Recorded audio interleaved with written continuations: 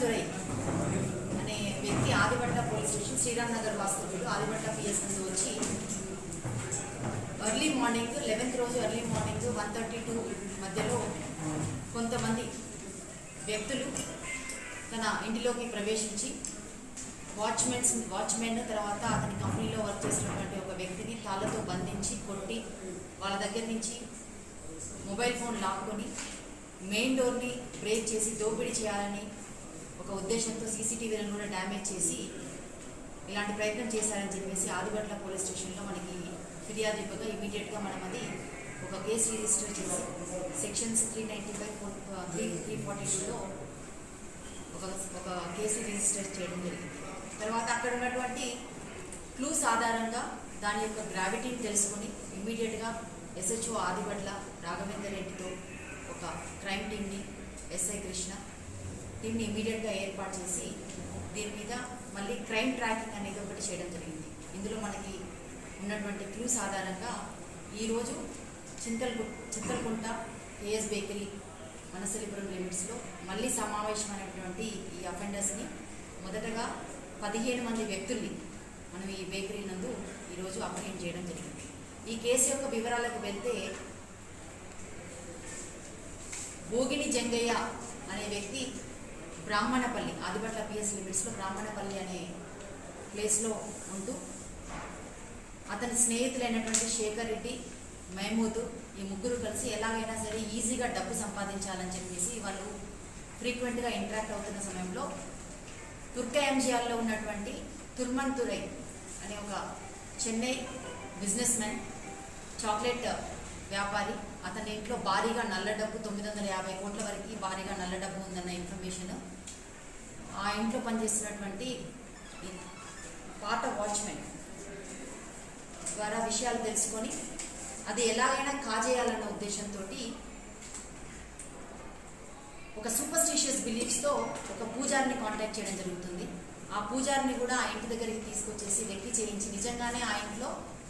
నల్లధనం ఉందా లేదా అనే విషయాన్ని అతన్ని తెలియజేయవలసిందిగా రిక్వెస్ట్ చేసి అతనితో మాట్లాడుకున్న తర్వాత మళ్ళీ ఆ పూజారి మళ్ళీ రాలేదు. ఈ క్రమంలో మళ్ళీ వాళ్ళకి సంబంధించినటువంటి వాళ్ళ స్నేహితులైనటువంటి పెద్ది శ్రీనివాస్ అనే వ్యక్తిని కాంటాక్ట్ చేస్తే అతనికి తెలిసినటువంటి విజయవాడ వాస్తవ్యుడైనటువంటి ఒక ఫ్రాడ్స్టర్ రజాక్ అనే అతనికి ఈ విషయం తెలిస్తే ఆ రజాక్ తనకున్నటువంటి పాత పరిచయాల ద్వారా ఆ ఫ్యాక్టరీ చాక్లెట్ ఫ్యాక్టరీ యజమాని ఇంట్లో వర్క్ చేస్తున్నటువంటి ఒక మేనేజర్ ద్వారా అందులో నిజంగానే నల్ల డబ్బు ఉందని కన్ఫర్మేషన్ చేసి వీళ్ళందరూ కలిసి ఒక ప్లాన్ చేసి రజాక్ ఇమ్మీడియట్గా ఈ విషయాన్ని శ్రీనివాస్కి తెలియజేయడము మహమూద్కి తర్వాత శేఖర్ రెడ్డికి వీళ్ళందరికీ తెలియజేసి అదే క్రమంలో తన చేతుల్లో ఇంతకుముందు మోసపోయినటువంటి సతీష్ అనే వ్యక్తికి ఈ లొకేషన్ని పంపించి నీకు చాలా డబ్బు దొరికే మార్గం నేను నీకు ఫెసిలిటేట్ చేస్తాను, ఆ డబ్బు దొరికిన తర్వాత అందరం సమంగా పంచుకుందామని చెప్పేసి సతీష్కి ఆ లొకేషన్ని షేర్ చేయడంతో సతీష్ తన ఫ్రెండ్ అయినటువంటి ఒక జాకిని తర్వాత మహమూద్ శేఖర్ రెడ్డి శ్రీనివాస్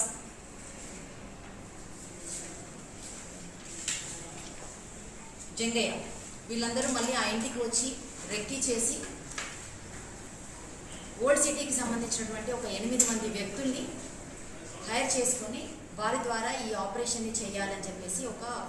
ప్లాన్ పథకం ప్రకారం అనుకొని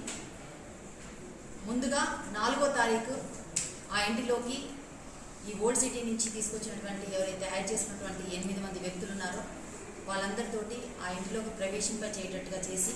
వీళ్ళంతా బయట మిగతా వాళ్ళు ఎవరైతే మహమూద్ జంగయ్య శ్రీనివాస్ సతీష్ జాకి వీళ్ళందరూ బయట కొద్ది దూరంలో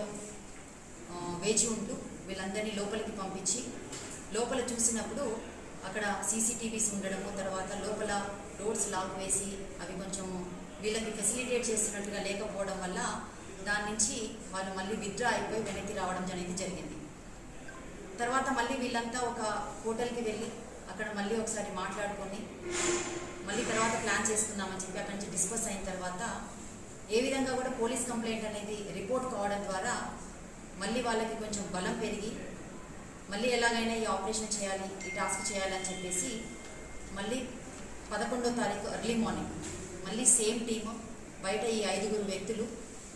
వాళ్ళ దగ్గర ఉన్నటువంటి బ్లాక్ కలర్ పేపర్తో ఉన్నటువంటి కరెన్సీని వాళ్ళ దగ్గర పెట్టుకొని వీళ్ళు అంతకుముందే బేగం బజార్లో పర్చేస్ చేసినటువంటి గ్యాస్ కట్టర్స్, పాండలు, సోలార్ ఫెన్సింగ్ని ప్లే చేసినటువంటి, తర్వాత ఎవరైనా అడ్డొస్తే వాళ్ళని కట్టివేయడానికి మాస్కులు, ఒక నైఫ్, ఇవన్నీ కూడా మిగతా ఆయుధాలన్నీ పర్చేస్ చేసి వాటన్నిటితోటి మళ్ళీ 10th, 11th intervening night early అవర్స్లో 1:30కి మళ్ళీ గోడ దూకి లోపలికి ప్రవేశించారు. ఆ టైంలో వాచ్మెన్, తర్వాత ఆ కంపెనీలో వర్క్ చేసినటువంటి ఒక వ్యక్తి కూడా మేల్కొని ఉండడం, వాళ్ళు వీళ్ళని చూడడంతో ఇమీడియట్గా వాళ్ళని అటాక్ చేసి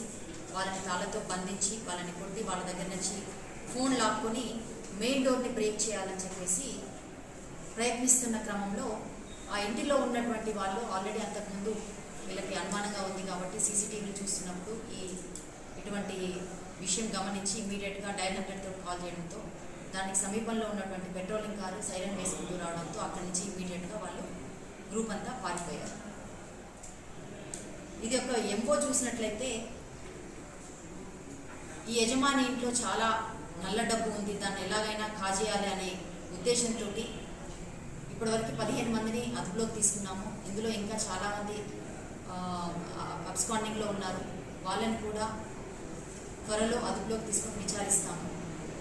డబ్బు సులువుగా దొంగతనం చేయాలి, వచ్చిన వాళ్ళని ఎలాగైనా కట్టేయాలి, అవసరమైతే వాళ్ళని హర్ట్ చేయాలన్న ఉద్దేశమే కాకుండా ఒక రకమైనటువంటి విపరీతమైన మూఢనమ్మకం. ఇందులో సతీష్ అనే వ్యక్తి, రజాక్ అనే వ్యక్తి, వీళ్ళు ఒక డెమో ద్వారా నల్ల పేపర్ని 500 రూపాయలుగా, కొన్ని కెమికల్స్ ద్వారా 500 రూపాయలుగా మార్చే ఒక ప్రక్రియని ఒక మోసపూరితమైన విధానాలలో చూసి ఆ డబ్బుని 1కి 3 చేయాలన్న ఉద్దేశంతో సతీష్ తన దగ్గర ఉన్నటువంటి 4 లక్షల్ని రజాక్ అనే వ్యక్తికి ఇవ్వడము, ఆ డెమోని నమ్మడము, దాని ద్వారా తనకి 4 లక్షలకి 15 లక్షలు ఇస్తున్నట్టుగా నల్ల పేపర్ని కరెన్సీ రూపంలో ప్యాక్ చేసేసి ఆ కెమికల్ని యూజ్ చేసిన తర్వాత కొన్ని గంటల తర్వాత అదంతా 500 రూపాయల నోట్లుగా మారుతుంది అని చెప్పి ఇతన్ని నమ్మించడము, దాన్ని అతను నమ్మడము, ఆ డబ్బు ఇచ్చి 15 లక్షలు వేస్ట్ బ్లాక్ పేపర్ని తీసుకోవడము. ఇదే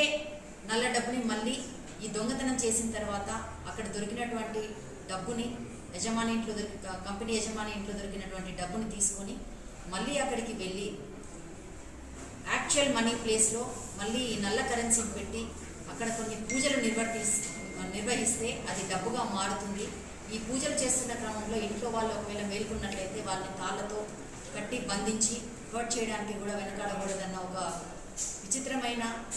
ఒక మూఢనమ్మకం, సూపర్స్టిషియస్ బిలీఫ్స్తో, చాలా క్రిమినల్ మెంటాలిటీతో చాలామంది ఇందులో ఇన్వాల్వ్ అయ్యి ఈ అఫెన్స్ చేయడానికి ప్రయత్నిస్తున్న క్రమంలో చాలా చాకచక్యంగా ఏసీపీ ఇబ్రహీంపట్నం రాజు ఆధ్వర్యంలో ఎస్హెచ్ఓ ఆదిపట్ల రాఘవేందర్ రెడ్డి, ఎస్ఐ కృష్ణ, స్వయంగా ఎస్హెచ్ఓ గారు ఫీల్డ్లోకి వెళ్ళి, తర్వాత head constable Giribabu, constables Krishna, Ravinder, Upender, Shivachandra, Satish, Santosh, వీళ్ళందరూ కూడా చాలా ఎఫర్ట్స్ చేసి ఇదే క్రైమ్ని వెనకాల ప్రాపర్ నెట్వర్కింగ్ తోటి, ప్రాపర్ క్లూస్ తోటి వీళ్ళందరినీ చింతలకుంట కేఎస్ బేకరీలో అప్రహెండ్ చేసిన దాన్ని అభినందిస్తూ, ప్రజల్ని అనుమానాస్పద వ్యక్తులు కానీ వారి ఇంటి వద్దర కానీ ఇట్లాంటి ఇంకా మూఢనమ్మకాలతో ఉంటున్నటువంటి వ్యక్తులు ఇంకా ఉన్నారని మనం గమనించుకుంటూ మన చుట్టుపక్కల పరిసర ప్రాంతాల్లో ఎటువంటి సస్పీషియస్ మూమెంట్ ఏదైనా ఉంటే కనుక ఇమీడియట్గా పోలీసులకు తెలియజేస్తే మేము తదుపరి చర్యలు తీసుకుంటామని చెప్పేసి అప్పీల్ చేసుకుంటూ థ్యాంక్ యూ వెరీ మచ్.